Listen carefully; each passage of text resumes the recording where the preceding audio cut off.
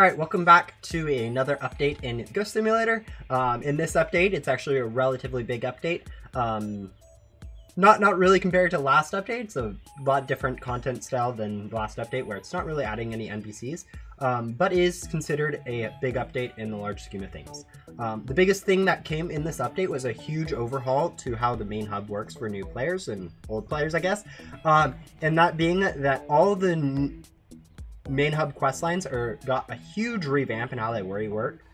Basically, if you go ahead and do any of the new quest line or any of the 4 quest lines from main hub, Gabe, Adam, Jesse, Finsley, all of those will be changed up a little bit. Jesse and Finsley were made a lot easier.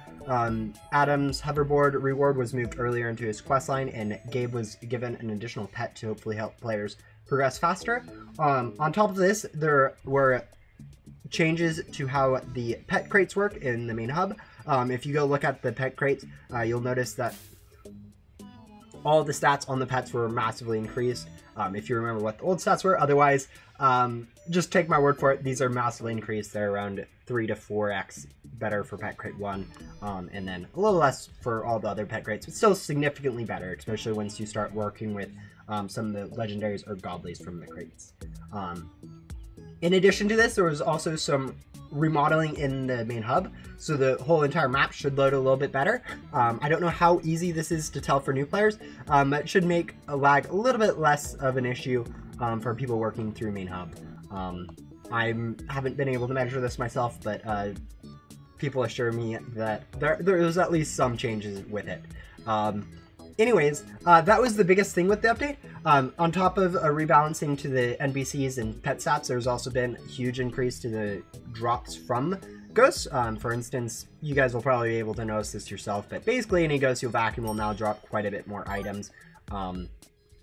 It's pretty actually insane if you do the math. Somewhere between like a 1.5 to 3x buff for pretty much all the stuff. Gems also got buffed from a lot of the ghosts. It's kind of hard to notice with me because I have so many rebirths and other perks. But it is the case that gems should be a lot higher, meaning people should be able to get more pets early on. So far, that is pretty much the biggest part of the update. There's a few other smaller things, like the addition of a daily streak reward viewer over here on the side, which isn't too big of a deal. And a rebirth time pop-up for when you complete the rebirth NPC for question mark, question mark, question mark. It will display the time, along with saving some of that stuff. There's a few other back-end changes. Yeah, there's a lot other balance changes. For instance, I think one of the biggest ones that people are going to complain about is Yoko is given 4 more bosses in his questline.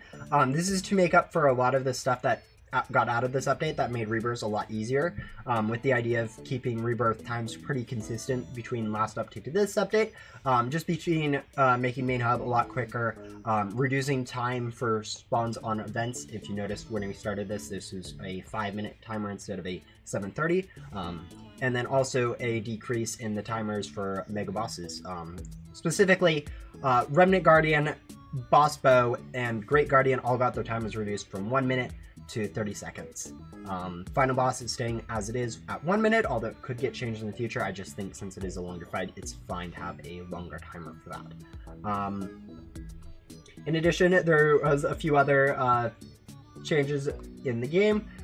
Nothing, I think, super big. I'll go over a few of them now. Some bug fixes included mobile dialogue skipping. So now when you tap on your screen on mobile, while you're going through dialogue of an NPC, it should go ahead and skip the dialogue for you.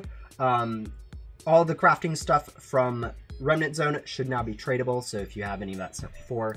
In addition to that, Endlessness, which you got from crafting using the Grimm's Portal, is now a mythical instead of a godly, which is actually kind of cool. It is another mythical board now, which, you know, before when it was godly, it looked the exact same, but, you know, maybe you guys think it looks a little better now that it's actually a mythical instead of a godly. But yeah, starter set no longer counts for game completion, so you no longer need to buy that game pass to go ahead and get 100% game completion, which is a big one.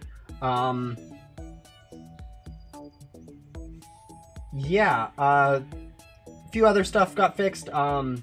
Hopefully trading menus aren't closed now with boss pop-ups, but that might not be the case. Haven't been able to test that one thoroughly.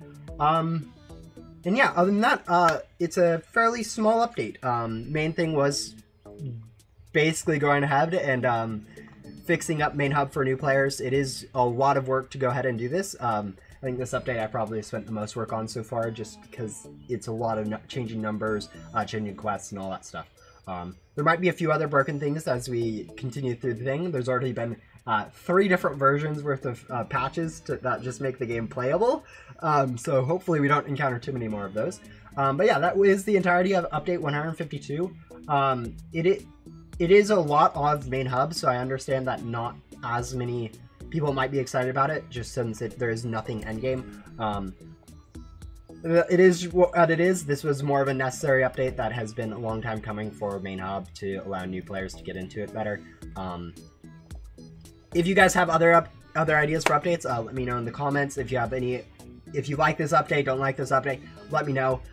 This video, as I say every single time, is kind of going out for the community to both know what the update is, and so I can sort of see what your guys' feedback on the updates are, and let you guys know what the ideas are coming from me with these updates. Hopefully you guys enjoy it. I know it's a bit of the smaller content-wise, not as much new stuff for people to enjoy, but it still was a lot of work to go ahead and put it out. So yeah, that'll be it for this video. Thank you guys for watching, and I will see you guys maybe later. For anyone wondering why there wasn't a video or stream in the last week, I kind of got sick with COVID actually, and so I had to go ahead and wasn't feeling well for a stream, didn't have enough time to go ahead and make a video, so this is going to be the first video I've had in over a week. Shouldn't be too big of a deal. I think we're going back to the regular schedule next week with stream on Monday, but should be able to see you guys soon. Don't worry too much about that. I'm back.